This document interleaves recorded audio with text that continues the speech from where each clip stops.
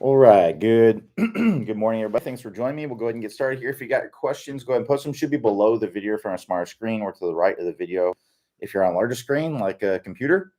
All right, so we'll start here with excuse me, PO. Apologize if I'm mispronouncing that, or PAO. It says launch monitor and video show good results from 20-minute shallow fix, but having a hard time with right shoulder moving down from P4. My right shoulder comes out and around. Monitor shows good into out path, but just after impact, I can see the club head traveling inside the ball line.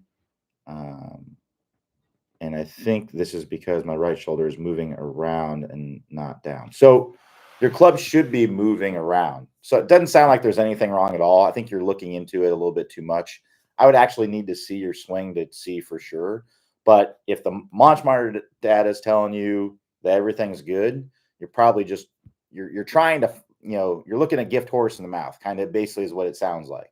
So I probably wouldn't worry about it. The club should work around, right? So, after impact, it should work around to the left, right? So I'm coming in from the inside, hitting the ball. I mean, just after the ball, that club head should be moving in from the right. And also, if you have a good camera angle, meaning you're down the toe line, it's probably going to look like it's working more into the left after the ball because of the camera angle.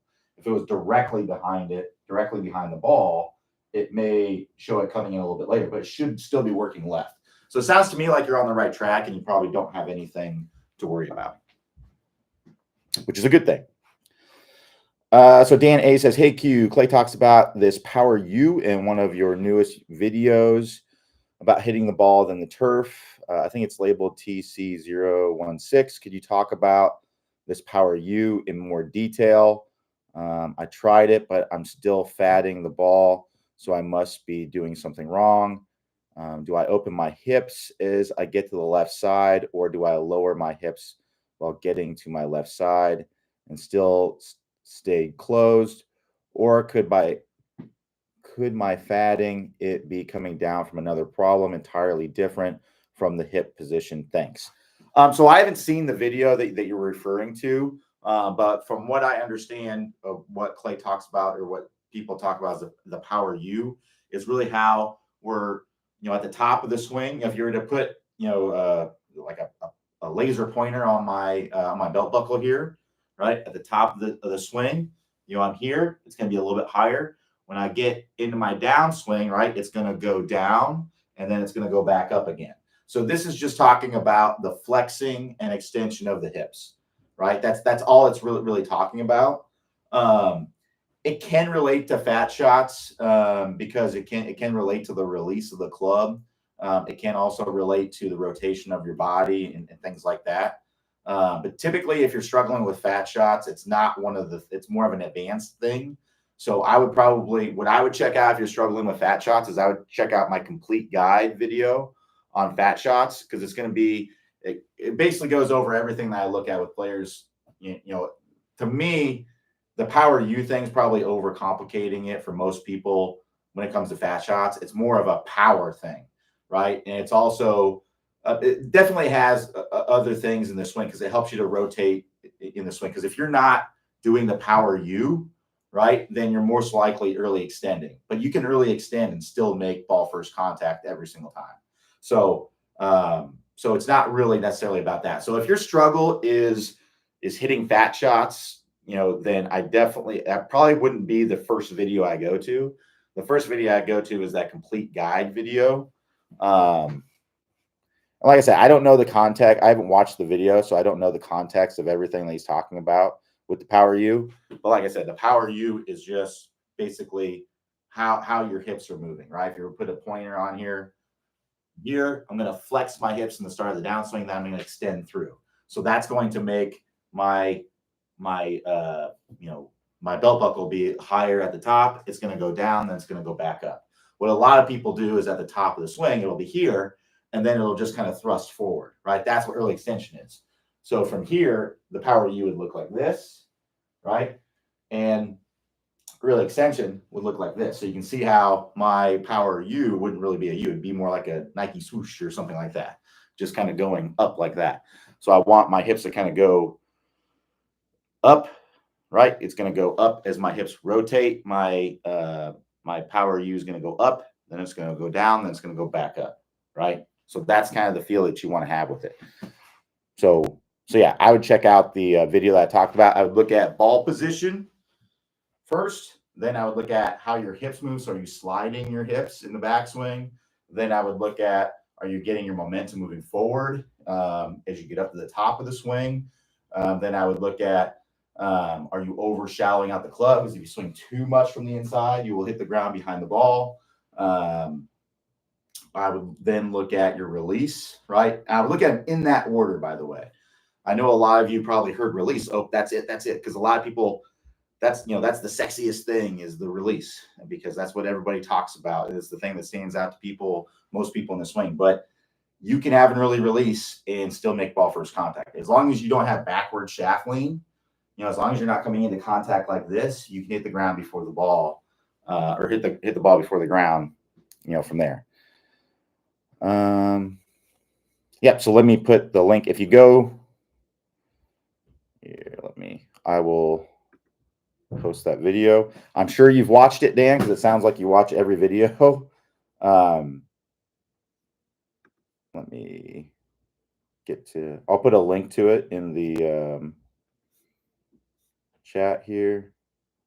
Bear with me. I'm just going to find the video. So it's actually you said that one was TC016. This one's TC015. That's the video I would recommend if you're struggling with fat shots. I'm going to put it in the chat.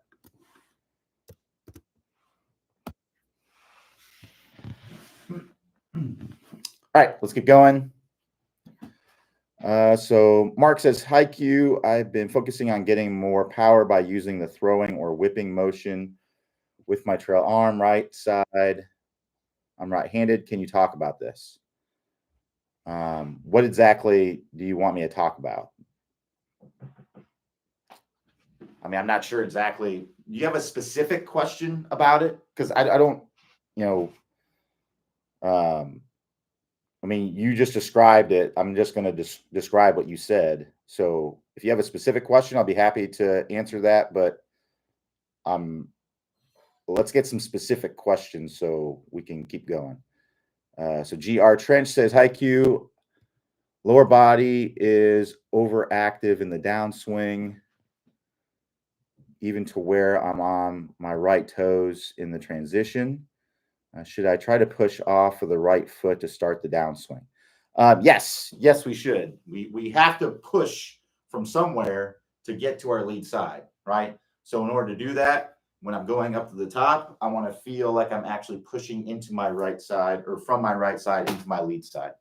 So yes, doing the step drill would actually be a great drill for this, right? So if you have your feet close together, you can swing the club back. As you swing the club back, you'll step forward, you'll land, and then you start the downswing. So you'll feel that push from your trail foot to get to your lead side. No ball on those. Just get the feel of pushing off, and then go to a normal stance swing and get the same kind of feeling. So again, I'm going to go into my trail side. I'm going to push off of my trail side into my lead side.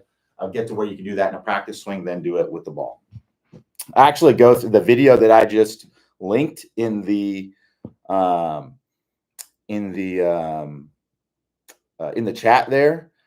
I actually go over a good progression of drills for the step drill. So yeah, that's what I'd recommend.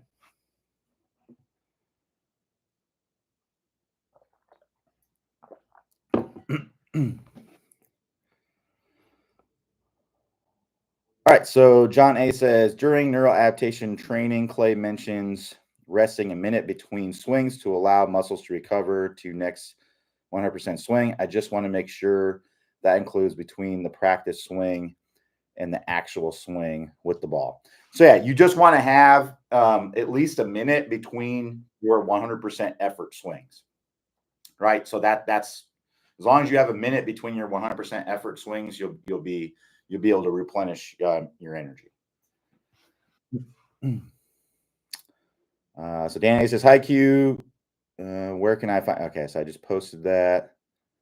So Pia says, my concern about shoulder moving out is because all my shots are very solid pull draws. I'm trying to make club travel more outside after impact.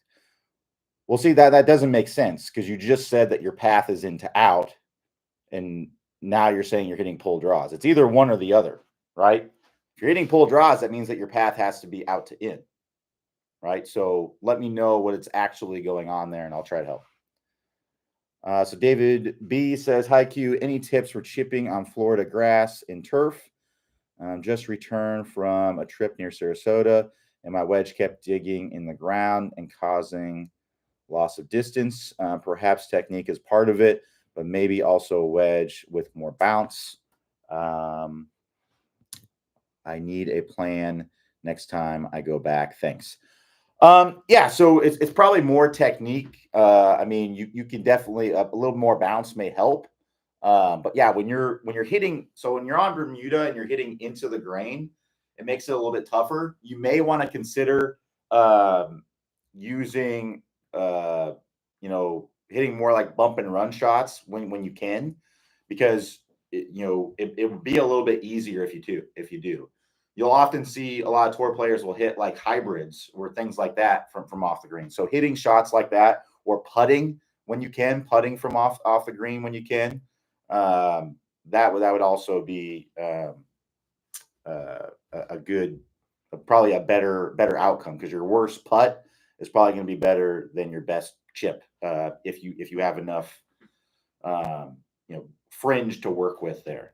But we can go over the technique here real quick just to make sure that we're on the right track with things. So one, I would have feet close together, right? Because when you think about Bermuda, it's grainy, right? So if you hit into the grain, right, if I'm coming in like this, it's going to want to catch on it, right?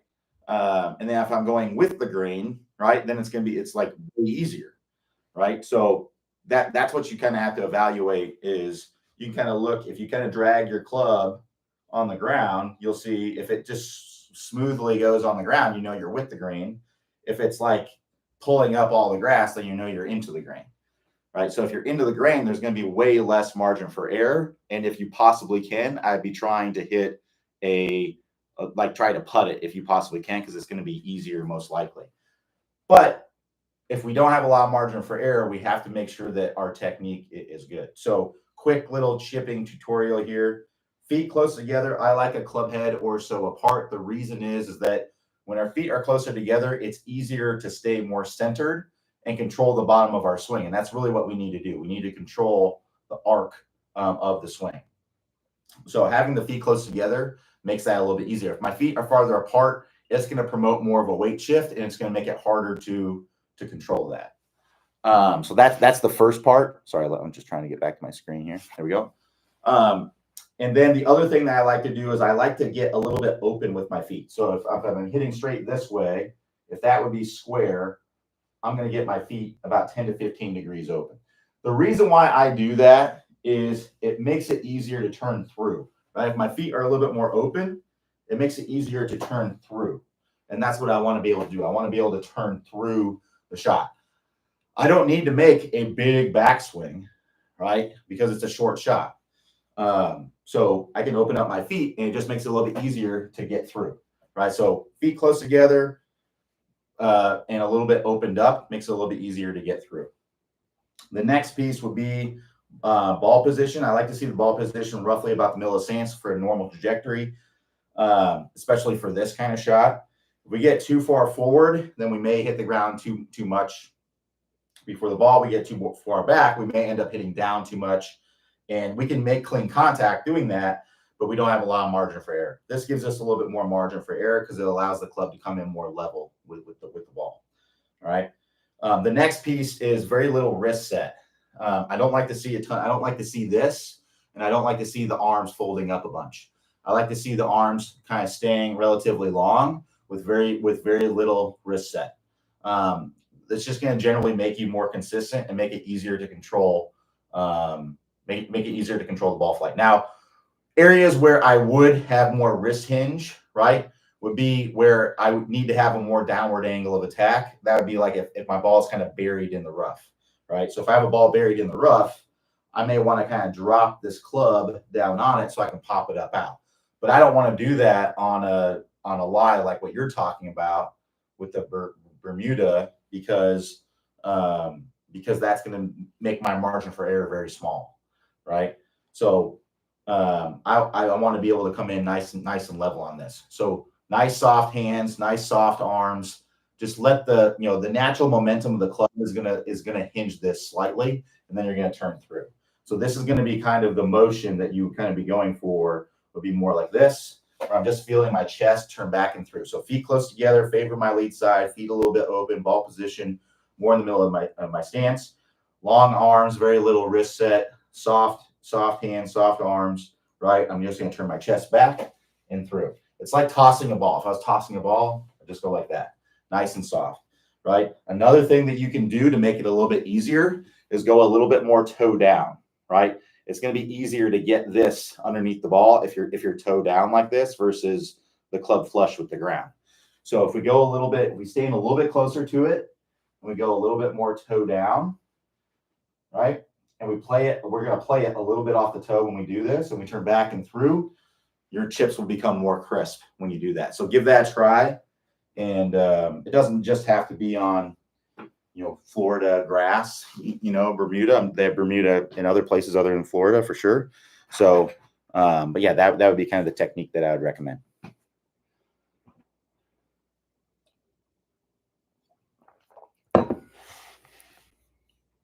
All right.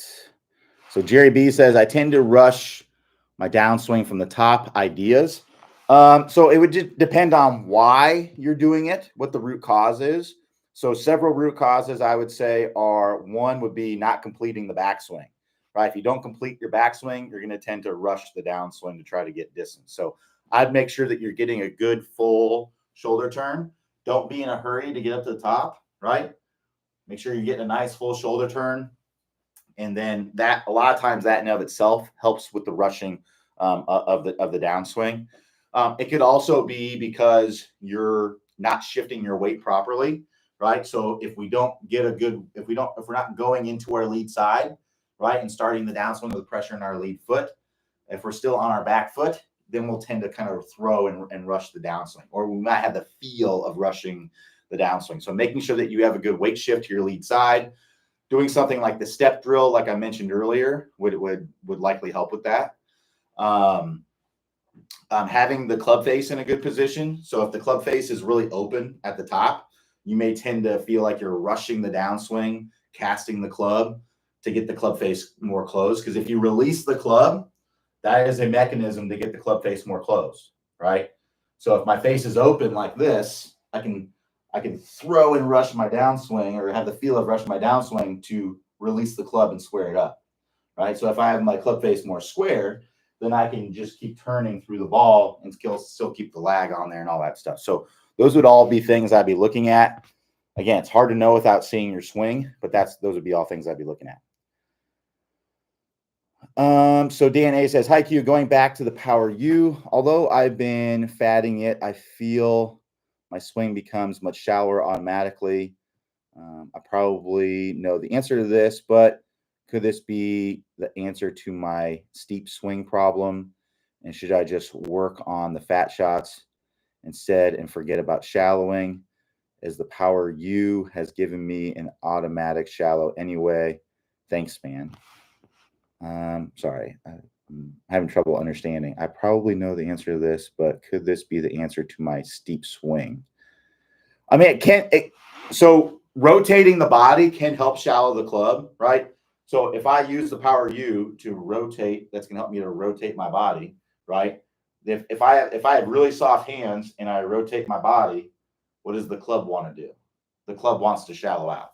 So yeah, it can definitely help with the shallowing of the club for sure. But I don't know what you mean by should you focus on the Power U or the. I mean, they're two different things going on. So yeah, I'm not sure what you mean there. So Pei yes says monitor shows 3 degrees into out, club face is closed.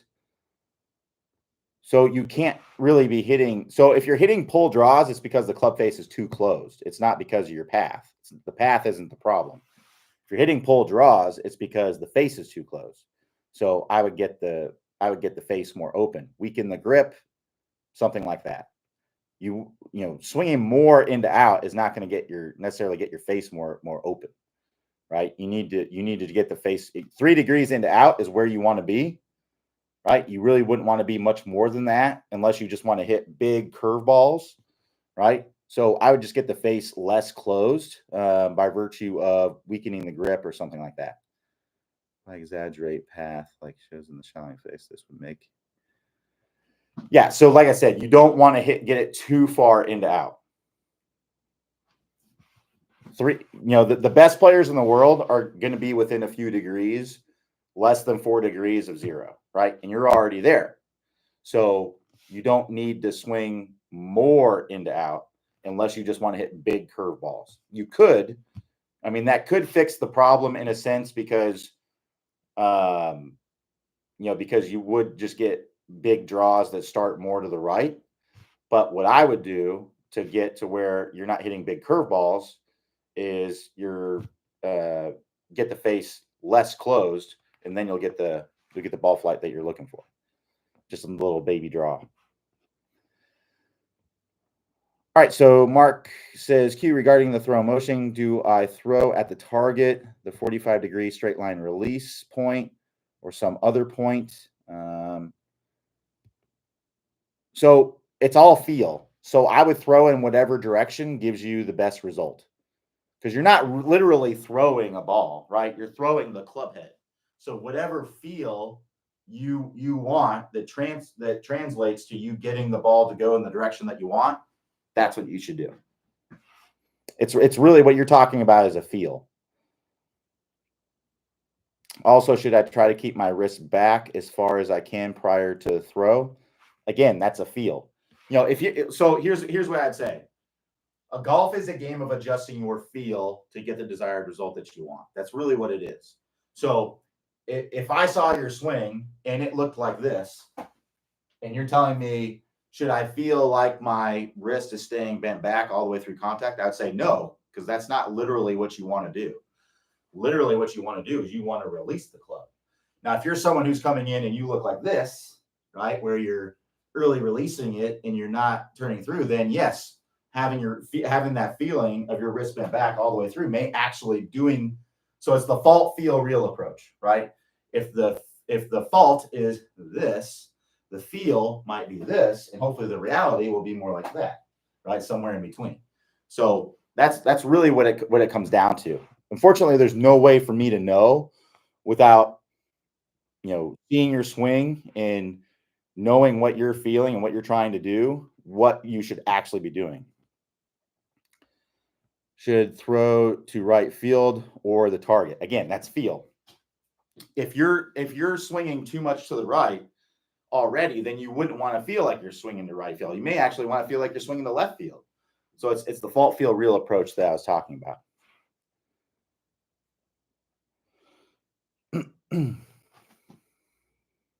So John A says, back to the neuro training. Are you saying the practice swing shouldn't be at 100% and only the swing with the ball is 100%? Yes, that's what I'm saying. Jared says, I often hit too far behind the ball. How can I improve this fault? So Jared or Jerry D, if you scroll up in the chat, you will see a link to a video that says how to hit the ball, then the turf complete guide. I posted it there. So Pio says, okay, thanks. New topic, launch angle with 8 iron is good. 18 and decent angle or descent angle is 47, but backspin is about 5,000. How can I increase backspin? So let's see here, 18 decent. So really what increases backspin is the ball can help increase backspin. So using a ball that spins would be one way. That has a big role in it. Outside of that, it's the it's your spin loft, right? So I look at your spin loft. So your spin loft is the angle between your attack angle and your dynamic loft. All right. So the bigger that angle is, the more spin you're going to get. The smaller that angle is, the less spin you're going to get. That's why, if you look at a driver, if we're hitting up on a driver 3 degrees, right, and then our dynamic loft, let's say our dynamic loft is 16 degrees, right, then the spin loft is 13 degrees because that's the angle between those two, right? That's a small spin loft. That's going to produce a small amount of spin. So that, that's going to make the spin go be in like the 2000s or whatever. So if you're hitting an 8-iron, you're hitting down on the ball, 5, 6 degrees, and then you have, a dynamic loft. I'm not sure what dynamic loft of an 8-iron would be. Probably, I'm not really sure, to be honest. But anyway, that's going to be bigger, so that's going to produce more spin. So you may need more speed. Also, speed's going to give you more spin. So those would be the things I'd be looking at. The golf ball, using a golf ball that spins, increasing your spin loft, right? So hitting down on the ball more, at having more loft, right? And then hitting it with more speed will also give you more spin.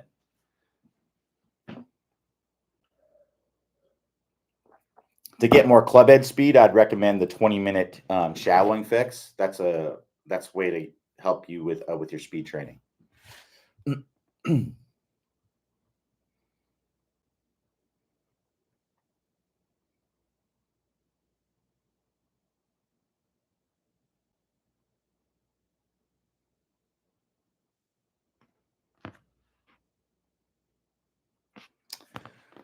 So Pay says, okay, back to the closed club face. Pretty sure I am rolling my arms, pronating too much.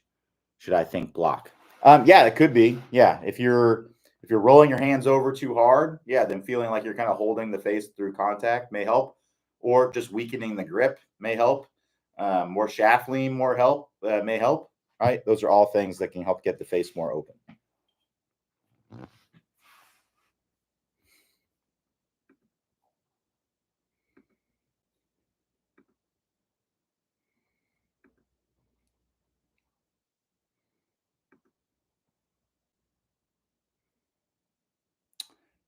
Will holding the face more open make me lose distance? Not necessarily. I mean, the only way to know is to try. It's really the only way to know.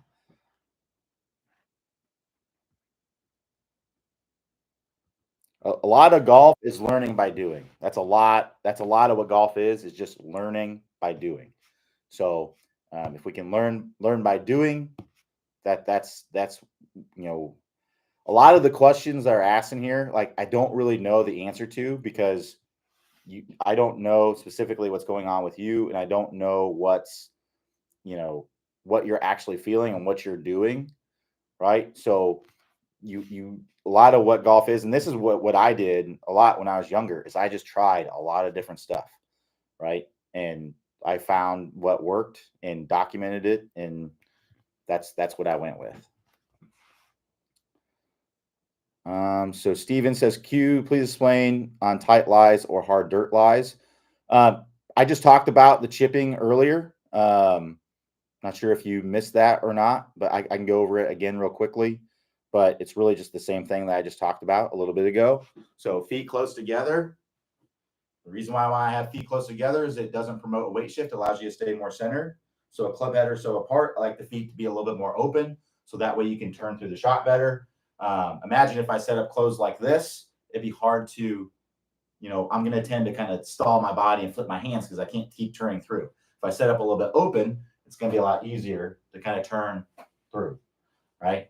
So there really isn't like a special different thing that you do to hit off of, a tight lie or a dirt lie. It's really just about having good technique and having more margin for error, right? If you use poor technique, whether you're hitting off of a perfect lie, a perfect lie just allows you to get away with poor technique, right? Because the ball's kind of sitting up. These tight lies, if you're not able to chip on those, it's usually telling you that you have bad technique because you don't have any margin for error in your technique. right? So if we get feet close together, that allows you to stay more centered and control the bottom of your arc better. If we get the body a little bit more open, it allows you to turn through the ball a little bit better, right? Also, I like to have soft and quiet hands. I don't want to have a big wrist hinge, right? Like I said earlier, I don't, if I, the only time I'd really kind of hinge my wrist up a bunch would be if I'm trying to hit down on the ball a lot. And that'd be only if I have like a really deep buried lie where I'm trying to avoid hitting as much grass as I possibly can and getting as clean contact on the ball as I can. But if I have a tight lie, there's no grass that's getting in the way of my ball, right? So I can come in nice and level with the ball, and that's going to give me the best chance of being consistent. All right. So again, feet close together, club head or so apart, feet a little bit open, quiet hands, long arms. I don't want to see a big folding of the arms. And I want to imagine like I'm just turning my chest back and through. I'm going to favor my lead side here, back and through. And as I mentioned earlier, if you're on a tight lie, it'd probably be easier if you did more of a toe down chip, right? So play the ball a little bit off the toe.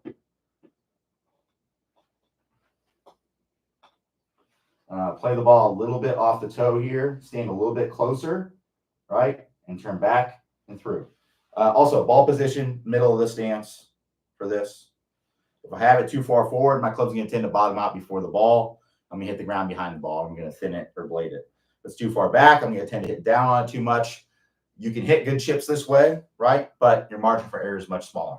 If we go more in the middle, I'm going to allow myself to come in more level with it and be able to clip the ball off the turf much more easily. So if you follow that technique, you'll likely start chipping better.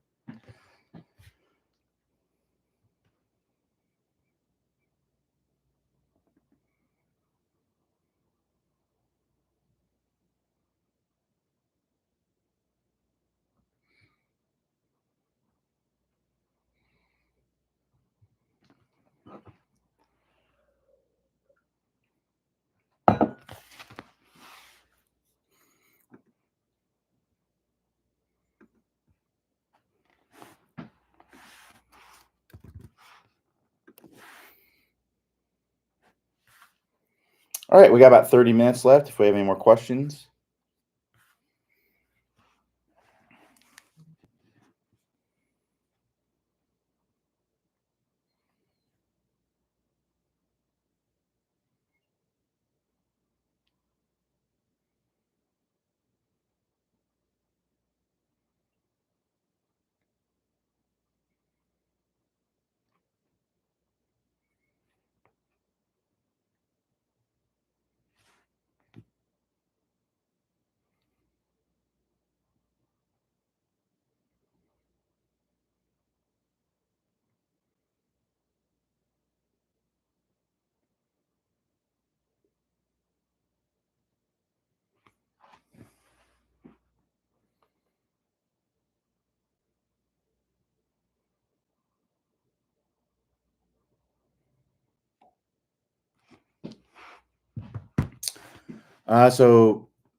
Peo says, the reason I ask about the loss of distance holding the left wrist is I think I wrongly generate power by rolling my arms.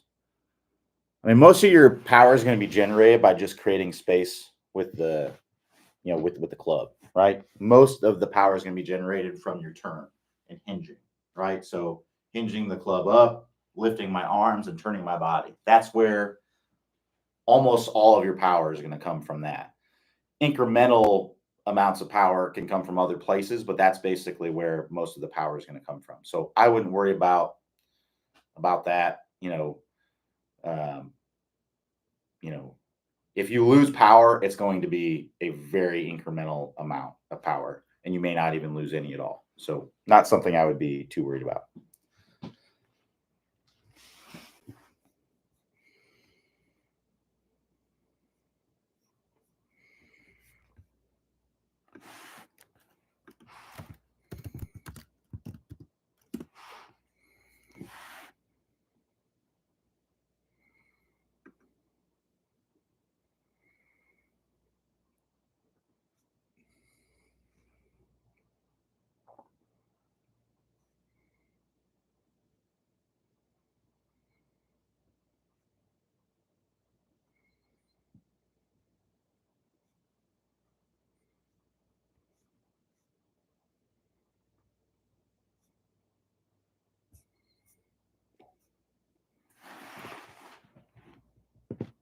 So Paya says, difficult for me to understand how Zach Johnson hits it far when he doesn't see to release the club. When he doesn't seem to release the club, he definitely releases the club. All players release the club. There's nobody in the history of golf that's been any good at golf that hits golf balls like this. Nobody. Every single player releases the club. He might release it later, but he definitely releases it. So Charles H says, I'm having trouble getting out of fairway bunkers and greenside bunkers. Please demonstrate the proper technique. So there's going to be a difference between hitting like a full swing fairway bunker shot versus a greenside bunker shot. So it's kind of two different things. Now, what I will say is, according to like ShotLink and a lot of the golf analytics type stuff, other than going out of bounds or having like a penalty stroke off the tee, there's nothing that adds strokes. I think it adds like 1.2 shots or something like that. I can't remember what it was, but anyway, it adds quite a bit to your score on average, or that's what they found going in fairway bunkers. So if you're finding yourself in fairway bunkers a lot, I mean, obviously you're going to get into them sometimes, right? But if you're finding yourself in them a lot, I would look at how you're playing the hole. Like if you're let's say it's a golf course you're playing quite often, and you're finding, you're playing like, let's say number 13, half the time you're in this fairway bunker, right? That's too much. You gotta look at the way that you're playing the hole and maybe change it to avoid hitting it in the bunker, because you're likely going to score better on average on that hole if you avoid getting in the bunker. Even if it sets you 10 yards back or something like that, you're going to be better off probably not being in that bunker. So first of all, hitting a fairway bunker shot, if you struggle out of fairway bunkers, it likely means that you struggle making ball first contact in general, or you hit a lot of thin or chunk shots, most likely, because that's just not going to work in a fairway bunker. So when you think about it, when you're hitting off of grass, right, the grass kind of holds up the ball a little bit. So there's actually like a little bit of airiness underneath the ball, which means that you can get away with hitting the ground a little bit before the ball, right? Because that grass just isn't going to provide that much resistance usually, especially if it's like fairway grass. Now in a fairway bunker, the ball is actually going to be a little bit below the surface. There's going to be part of the ball that's going to be below the surface that you're hitting under. So you have no margin for error really when it comes to hitting a ball out of a fairway bunker. You have to be coming in and be able to control your contact. So that's why, in general, you're going to struggle out of a fairway bunker. That's why it's more difficult to hit out of, right? Because for that reason. So really what I would recommend doing out of fairway bunker, it's the same thing at a hitting out of the fairway. I would just make a couple adjustments to make it more likely that you're going to make ball first contact. So number one, I'd move the ball about a ball back where you normally do. Normally, you should be playing the ball middle to just one ball forward to the middle of the stance. If you're not doing that for shots that are off the ground, then I would probably start doing that, because it's going to help you to make ball first contact on those shots as well. So let's say this is where I would normally play a shot out of the fairway. What I would do is I just put it like a ball back of that, because that's going to promote more of a downward angle attack on the ball and make it easier for me to make ball first contact. All right, so that's number one. Number two is take a swing within yourself, right? If you try to overswing, like your footing in a bunker is going to be less stable, right? Because it's sand. So if you take a big swing at it, you're more than likely going to, have a tougher time making good contact. So make a very nice, smooth swing, and you'll be in much better shape out of the fairway bunker. And then you just put a good swing on. If choking up on the club helps a little bit, taking a little extra club and choking up on it, give you a little bit more control, that can be good too. But it really just kind of comes down to that. And I would maybe check out the video that I posted or the link to the video that I posted above in the chat for making ball first contact, because odds are if you're struggling out of the fairway bunker, you're probably doing some of the things I talked about. Your ball position's probably off.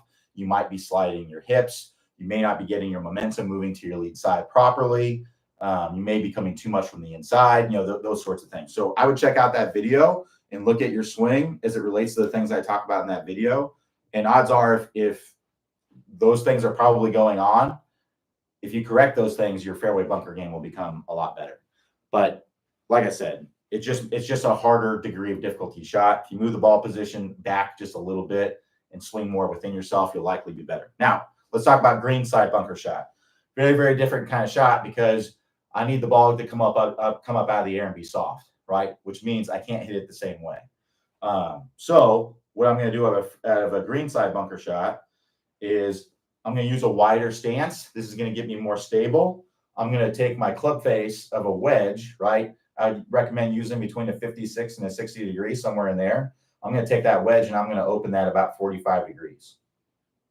My ball position is going to be more forward in the stance. The reason is that I'm going to be hitting the sand in this area right here around the middle of my stance. And I want the club to glide underneath the ball, right? So in order for that club to glide underneath the ball, I want to open up the face, right? That's going to allow the club to glide through the sand using the bounce. So if I have the club like this leading edge is going to want to hit the sand. And if that leading edge hits the sand, it's going to want to dig into the sand. I want my club to glide through the sand.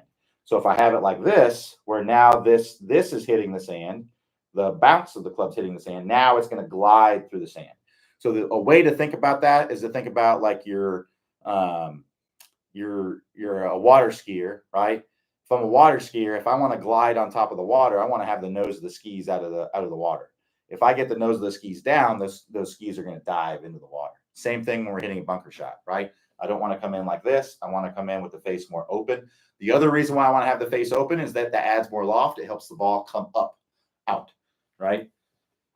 So again, wider stance for stability. It also allows me to get my hands lower. If I have a narrow stance, it's hard for me to get my hands really low. If I have a wider stance, it's much easier to get my hands low. Again, that helps the club glide through the sand, right?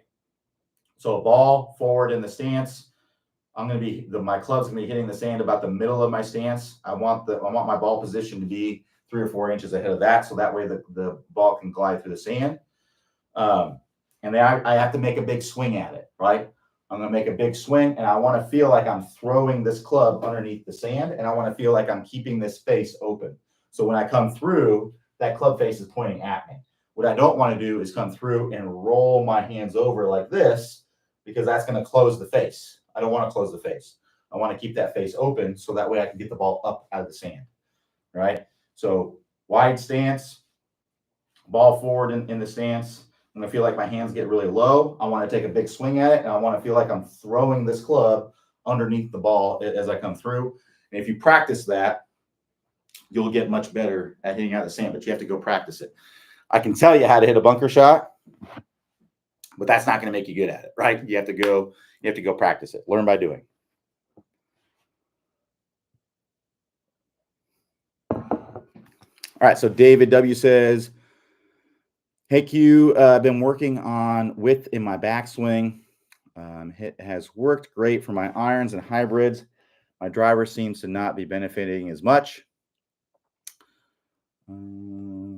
I might be rushing. What do you have some checkpoints from set up to the top of the swing? Thanks. Well, I mean, it's hard to say. I would look and see if you're doing something different between the two, because it really isn't going to be anything different. For some reason with your driver, you might be doing something different. I'm not sure why you would be, but it's possible that you might be if you're struggling with that. The other thing to think about is a driver naturally is going to be a more difficult club to hit than your hybrids and your irons, just because it's a longer club. So it may not be that you're doing something wrong. It's just that it's a more difficult shot to hit, right? So what I would say as far as checkpoints, what I would say as far as width in the swing, what I like, and this is with any club, this is whether you're hitting driver or you're hitting irons or whatever, right? If you're taking a full swing and you're trying to get, power, right? When the club's parallel to the ground, I like to see the hands clear of the body, right? So I don't want to see this. I want to see more that. The reason is that it gets your shoulders moving more in the beginning of the swing, which is what we want. We don't want to have all hands in the beginning of the swing, because that leads to usually a poor turn. So if I can get my shoulders moving early in the swing, I'm going to be more likely to get a good turn at the top. So that's the first piece. All right. So now when my lead arm is parallel to the ground in the backswing, I like to see more than a 90-degree angle here, right? The reason is that if I'm like this, I'm going to tend to throw out the club to start the downswing. So I want it to be here, so that way the club has momentum to be able to create lag. So those are really kind of the two main checkpoints. Club parallel to the ground in the backswing, hands clear of the body. Lead arm parallel to the ground in the backswing, club more than 90 degrees between the lead arm and the shaft, right? Those are really the two main checkpoints I'd be looking at. If you're nailing those, you're in a good spot. If you're struggling with driver, it's not likely because of that. It's likely because of something else. So Rick M says, hi Q, this will sound silly, but could you demonstrate how to properly sole an iron and wood on the ground at setup? I've seen numerous opinions on this and would like to see a close-up with how the club contacts the ground at setup. So it's not a silly question, but I will say it just doesn't matter that much, to be honest. It may matter specifically to you, but in the grand scheme of things, it does not matter that much. What we have to realize here, the only thing that really matters is how the club gets to the ball at impact. That's what matters. So however you set up, whether you set up like this, or you set up like this, or you set up like this, whoever you set up, the ball does not care. The ball only cares about how you are bringing it to impact. So here's how I would answer that question. You sole the club in whatever way gets you to the best impact position. That's how you sole the club. Me personally, when I sole the club, or when I have the club on the ground at address, the toe is going to be up a little bit. The toe is going to be up a little bit. The reason is that when I come into impact, you got to realize that the club's going to be more of an extension of your lead arm. So when it's like that, the handle is going to be a little bit higher at impact, which gets the sole of the club flush to the ground. I don't like to set up with the club flush to the ground because that makes me raise my arms, which means I'm adding tension to my arms. If I relax my arms, which I want to be, which for me, that's what works the best for me at address. If I relax my arms and let my arms kind of hang more straight down, that gets the toe of the club a little bit up in the air. I don't care if the toe of the club's up in the air at address because I'm not hitting the club hitting the ball with my address. I'm coming into impact. When I come into impact, my club is more flush with the ground, right? So that's really what it comes down to. Now, that doesn't mean that you can't set up like this. A good example would be Bryson. Bryson sets up like this, right? That club's flush with the ground already, right? Works pretty well for him, so you can definitely do that. It's not the way that I do it or what works best for me. For me, it adds tension to my arms because I have to raise my arms, right? So, but hey, if that works great for you, then by all means do that. So that's what it comes down to. You set up or you sole the club in whatever way helps you to hit the ball better. I remember when I was in, first learning to play, our club champion at the little tiny 9-hole course that we played at, he set up to the ball like this. The ball was like 6 inches away from his club, and he would reach out and hit it at impact. And he won like the club championship like every other year, basically, for 20 years, worked pretty well for him. So obviously that's unorthodox. You don't see that a lot. Vijay Singh, he lines up with it on the heel. I think he lines up with it kind of like this and hits it. I'm not sure why he does that, but that obviously works really well for him. So you have to just do what works best for you. There's no cut and dry. And this is kind of the whole message of top speed golf, is that there are, what Clay has, one thing that drew me to top speed golf is kind of like Clay's philosophy is that there are, only so many things in the golf swing that we see all the best players do, right? You're going to see the best players sole the club in different ways, varying ways. But if you look at how their spine moves, it moves very similar with all of them. They're going to be angled away, the way that we talk about. They're all going to get a good turn. They're all going to have the club lagging. They're all going to have, none of them are going to have their hips bunched up with, the hips square at impact. They're all going to have the compression line in the right spot, and they're going to be turning through the ball. They're all going to be shallowing out the club. These are all the things that we talk about in the top speed golf system. So these are the things that we really want to look at. Like these are the absolute truths, right? The universal truths, I should say. These are the things that we see all the best players doing. And if we can do these things, right? These are the things that we actually want to look at. Like, okay, what are the best players doing? What are all the best players doing? And let me try to do that. But even all the best players don't have the same looking swings. Like Scotty Scheffler's swing looks way better, way different, than Dustin Johnson or Tiger Woods or whoever, right? Doesn't mean that one swing is better than the other or whatever. They're all doing the Top Speed Golf system. Every single one of them is, but they all have their own little swing, special sauce, right? That makes their swing unique, right? And whatever helps you to hit the ball the best. So that's kind of what I would look at as soling the club.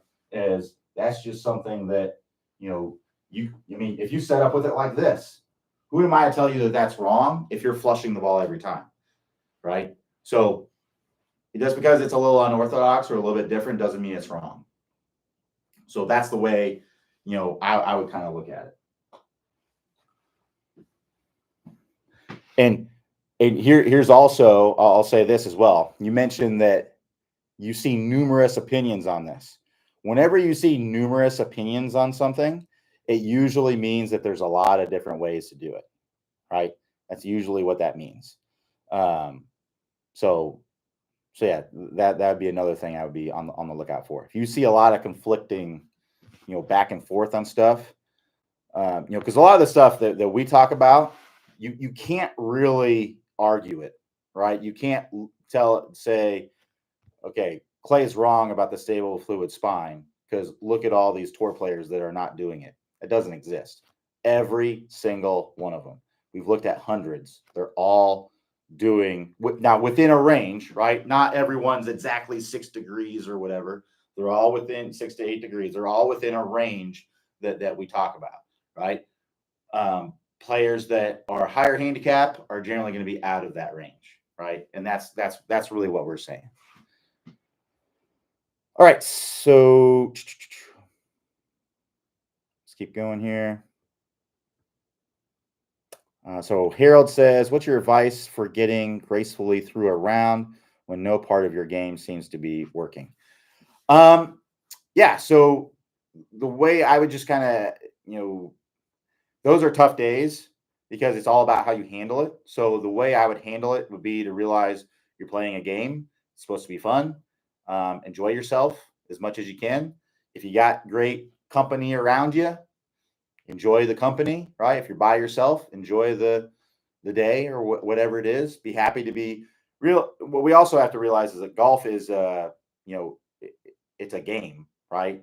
And anyone who's playing golf is pretty privileged to be playing that. So if you kind of just look at it like, hey, this is, this is kind of nice that I'm able to do this. I may not be playing great today, but that's just a part of it. That's what you have to realize as well, is that you're going to have days when you feel like you can do no wrong, right? And that you just play great, right?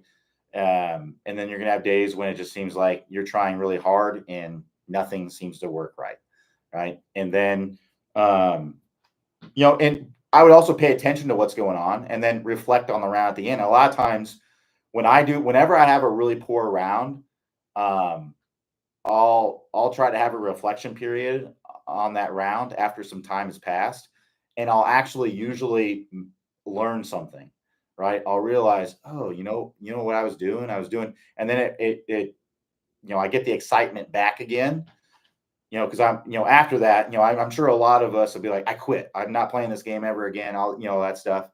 But then you realize you were doing something, and then that brings you back, right? That's kind of the same kind of thing. So that's the way I would look at it. It's just golf, right? That's really the way you want to look at it. I'm assuming that you're not a professional golfer and you don't do this for a living, right? It's a little bit tougher when you're in that area, right? Where, this is your livelihood, but yeah, assuming you're a recreational golfer and you're just playing for fun, even if you got some side bets going or something like that, it's still just for fun, and you'll get them next time. So Chris says, what's the best way to control flight of wedges, say 100 yards and in? I tend to hit my 54 degree too high, and I'd rather hit lower flighted dart. Yeah, shaft length. That's really what it comes down to is, more shaft lean. You have to get more shaft lean. Without seeing your swing, it'd be difficult for me to know. But I would also consider using less loft. So for me personally, I do not hit any full swing wedge shots because they go too high. I don't like the height of these shots. I can hit my 54 degree 120 yards. I never do because it just goes too high. If I'm hitting a 120-yard shot, I'm going to use my 50 degree, and I'm just going to take a shorter swing. It's going to go lower. I'm going to get plenty of spin because 50 degrees still going to provide plenty of spin, and I'm also going to be using a golf ball that allows the ball to spin. So I don't need to worry about that. Now, if I'm hitting a pinnacle or something like that, that ball's probably not going to spin very much. But, you know, that's what I would do. So it's a lot easier to get shaft lean in a shorter swing as well, right? So that's the other thing that I would consider. A 3/4 swing is much easier to get shaft lean than it is a full swing. The reason is that when there's a force acting on the club, on the handle for a longer period of time, it's going to want to release, right? So it's going to want to release more from here than it is from here, right? So that's another thing to consider. So that's why I don't hit any full swing wedges. That's what works best for me. That doesn't mean that you can't do that. I shouldn't say never. You know, if I have a 120-yard shot and I have to hit it up over something and I don't think I'm going to get my 50 degree over that, then yeah, I will hit my 54 degree and try to hit it high, right? But if I'm trying to hit a controlled shot, yeah, I'm going to control that. So it comes down to shaft lean, get more shaft lean, use less loft. I would also draw your wedges. If you draw your wedges, they'll go lower. Because when you draw the ball, you're closing the club face of the path. Closing the club face of the path also de-lofts it. If you're cutting across it, right, that's it. You're hitting kind of fades with your wedges. That's opening the face of the path. If you open the face of the path, it adds loft, and that added loft is also going to cause the issue. So yeah, I don't recommend that.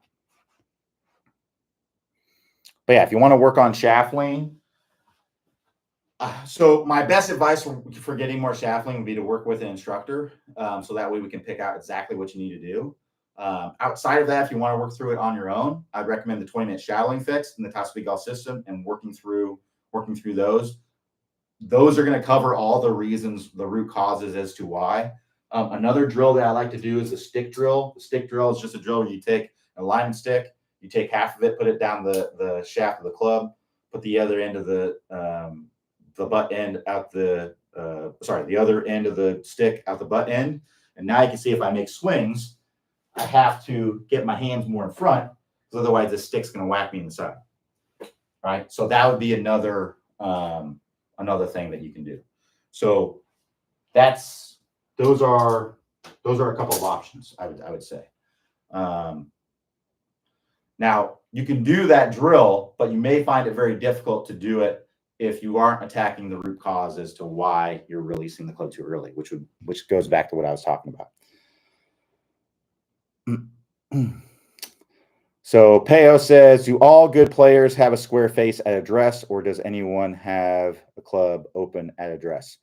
To be honest, I'm not really sure, but it wouldn't surprise me. It goes back to soling the club, right? If addressing the ball with an open or closed face helps you to get the club face in a position that you want at impact, then do that. If it doesn't, then don't, right? Set up the club in whatever way is going to help you to be the most successful at impact. So if it's open, if it's closed, if it's soled, or if it's toe up or toe down, if it's 6 inches behind the ball, above the ball, you know, I haven't seen Phil Mickelson play in a while, but I know for a while there, and I think Ricky Fowler was kind of doing this as well. I know, yeah. So, you know, where they have the club and then they kind of lift it up and then they bring it back. And they lift it up about like 6 inches above the ball and then they bring it back. Not sure exactly why they're doing that, but for some reason they are.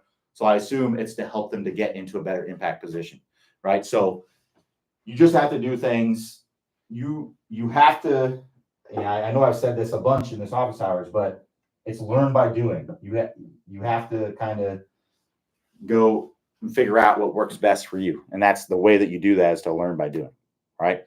Hopefully that makes sense. All right. Thanks, everybody. We'll go ahead and wrap it up right there. We'll be back here Monday, 5 p.m. Eastern time. Everybody have a great rest of your day and weekend, and I will talk to you next time.